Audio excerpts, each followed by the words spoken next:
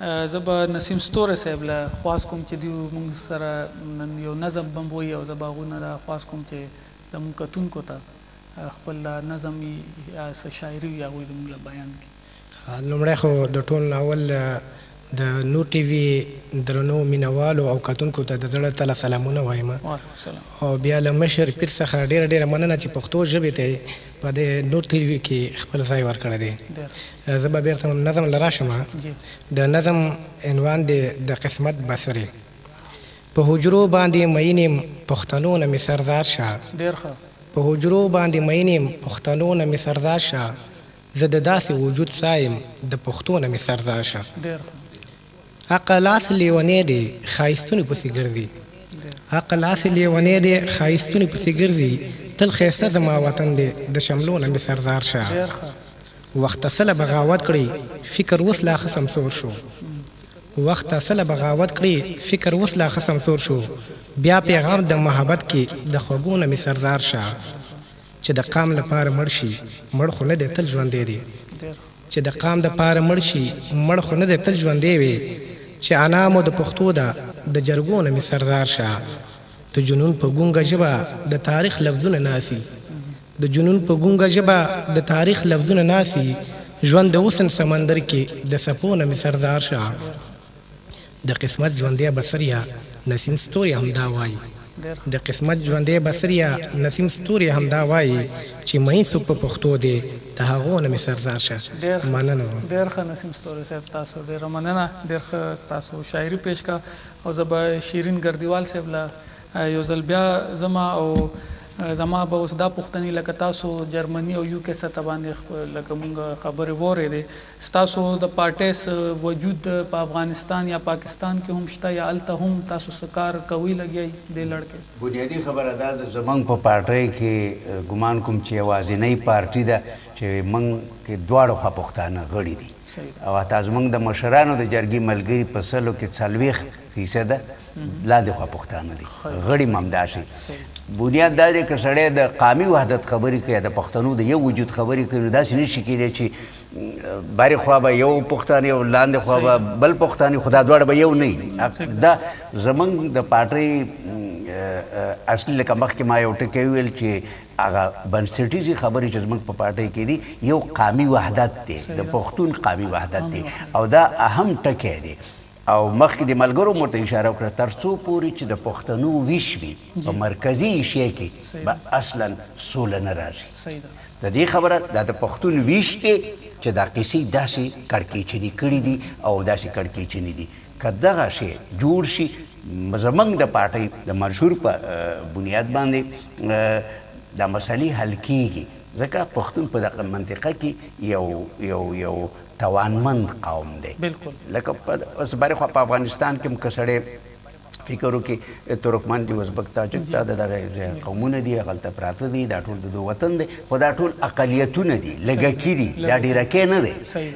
پښتون په دواړو خواو کې یو مطلق اکثریت کې یو غټ ډېرکۍ دی او دغه غټ ډېرکۍ نن متاسفانه یا بدبختانه نړیوالو دښمنانو او داخلي دښمنانو داسې یو حال ته راوښتی دی چې دی بیخي ګډوډ کړی دی. د دې خاطر هم ضروري ده د دغه منطقې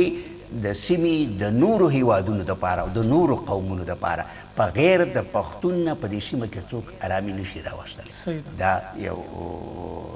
شعار دی زموږ، او نه چې ځان له شعار دی بلکې دا زموږ د پارټۍ د بنسټیزو خبرو یو مهمه او اړینه خبره ده. د پارټۍ په دې چوکاټ کې موږ حتی په جرمني کې په 1993 کې د پښتنو د یووالي په بنیاد باندې همیشه باقاعده جشنونه نمانځو، د پښتنو د یووالي جشن. دا بالکل هغې ته د پاکستان نه د افغانستان هم پښتانه مشران چې کوم موږ پیژنو یا موږ سره تعلق هغو ټولو ته را مېلمانه کوو. دا یو دستور غوندې ګرځېدلی کله کله د بعضې تکلیفونو د خاطره کیدای شي چې په مسلسل توګه نه وي خو همیشه د 1400 او موږ دپاره 1993 په دې مهمو چې د انګریزانو یو قانون دی وایي په هغې کې وایي چې کم د انګریزانو مستعمرې وي کلوني وي او هغې باندې 100 کاله تېر شوي نو هغه بیا باطل کیږي موږ 1993 د پښتون دا د ډیورنډ د لینډ هم 100 کاله پوره شو موږ د دغې 1993 چې کله دغه قانون د انګریزانو په قانون کې دا 100 کاله بعد ختمیږي موږ هم دغه قانون ختم کړ موږ ویل چې اوس موږ د ازادي اعلانوو په خپله طریقه سره او هغې کې د 1993 باقاعده موږ په جرمني کې د پاکستان او افغانستان چې کوم مشران او ملګري شته دي هغوی ورته رادعوت کوو او هم یو څه سیاسي او هم څه په یو کلتوري بڼه باندې دغه جشنونه باقاعده نمانځو دا هغه کارونه دي چې تر اوسه پورې ډېر چا نه دي کړي خو موږ یې کوو او مهمه خبره ده د همدې د خاطره موږ کوشش کوو چې نورو ملګرو پښتنو ته هم ویو چې رابیادار شئ تکړه شئ هر څوک خپل حق په خپله غواړي حق غوښتل کېږي حق ته څوک درکوي نه ته به یې غواړي خو چې ته یې نه غواړې واضح خبره ده چې قصه به بیا ډېره مزهناکه نه وي په همدې ترتیب سره موږ کوشش کوو چې په یوروپ کې دغه خپلې هلې ځلې پراخه کړو وده ورته ورکړو او ملګري او پښتانه او خلک په دې پوه کړو چې یاره دا مسلې ستاسو مسلې دي د ستاسو د قوم مسلې دي او دا مسلې به دا قوم په خپله حلوي او د دې د حل لارې به راوباسي او پښتنو له پکار دي چې اوس په اوسني وخت کې نوي نوښتونه وکړي وړاندیزونه وکړي تجویزونه وکړي چې د دې مسلې ښکاره خبره هر قوم لري موږ هم لرو خو د مسلو حل هم شته داسې نه دی چې د مسلو حل نشته نو چې شته پښتانه باید نن د دې جوګه شي چې د خپلو مسلو حل رامنځته کړي ډېره ښه خبره او دې نه پس لکه تاسو ګورئ چې پښتانه په هر ملک کې د دنیا په هر منقطه دي ستاسو پارټۍ داسې زه به وایم چې په لږو الفاظو کې تاسو ما ته ووایئ چې دا نوی نسل یا کوم ماشومان یا زمونږ چې کوم مستقبل دی د پښتنو دې دپاره ستاسو څه اقدامات دي هغوی لکه روشناسه کولو دپاره د پښتون ژبه یا چې دا کومه ژبه مونږ ویو خو صحیح ډېر خلک داسې دي پښتانه د نوی نسل چې هغوی ژبه ویلی نشي لیکلی نشي پښتو لکه دې دپاره لکه خپل ثقافت ژوندي کولو دپاره تاسو څه کوئ مخکې په خپلو خبرو کې لږې لږې خبرې وکړې ځکه وخت کم یې ټول تشریح یا تفصیل پوره نه کېږي موږ هلته د ما مخکې ته ویل چې زموږ ډېر خیال باید زموږ ځوانانو او آینده او راتلونکي نسل او کل دی دویمه خبره دا ده موږ هلته د هغې ماشومانو دپاره کورسونه جوړ کړي دي سبق ورته ښیو پښتو ورته ښیو ما مخکې ته ویل چې یو څه تاریخ هم ورته ښیو یو څه جغرافیه هم ورته ښیو او حتی اسلامیات هم ورته ښیو دا یو برخه ده په غیر د دې نه کېږي موږ که هر څومره دا تاریخ په دې بنیاد باندې چې یو څه د خپل هیواد او وطن په تاریخ هم خبرې چې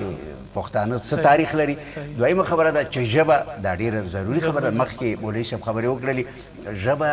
د یو انسان دپاره بنیادي شی دی او نن په جرمني کې ډېرو عالمانو دا په ثبوت باندې رسولې ده چې هر هغه ماشوم چې خپله مورنۍ ژبه پوره نشي ویلی نور یې پکې نشي زده کولی بالکل صحیح دا نن علمي ثابته شوی